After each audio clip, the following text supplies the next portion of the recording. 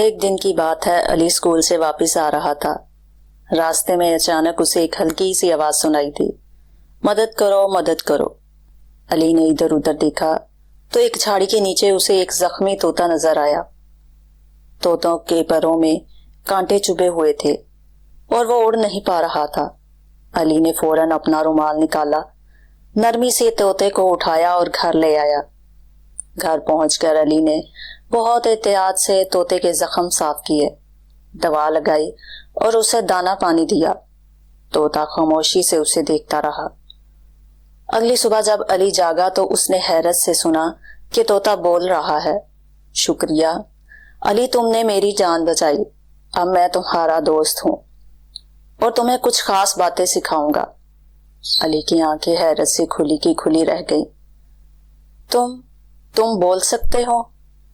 तोता हंसा, हाँ, मैं एक जादुई तोता हूँ। मैं सिर्फ उन लोगों से बात करता हूँ जिनका दिल नेक हो। इसके बाद तोता रोज अली को कहानियां सुनाता, सच्चाई की अहमियत बताता और कुदरत से मोहब्बत करने के तरीके सिखाता।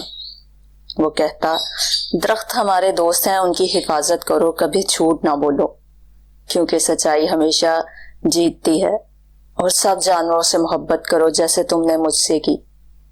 अली ने तोतों की बातों पर अमल करना शुरू कर दिया। वो अब हर रोज दरख्तों को पानी देता, गिरे हुए परिंदों के लिए दाना रखता और कभी झूठ ना बोलता। इसके दोस्त उस पर फख्र करने लगे। एक दिन तोता बोला, अब मेरा जख्म ठीक हो गया है, मुझे जाना होगा, लेकिन याद रखो तुम्हारी नेकी तुम्हें हमेशा खास बनाए रखेगी। अली ने नम आंखों से तोते को रुखसत किया, मगर उसके दिल में खुशी थी कि वो एक अच्छा इंसान बन गया है।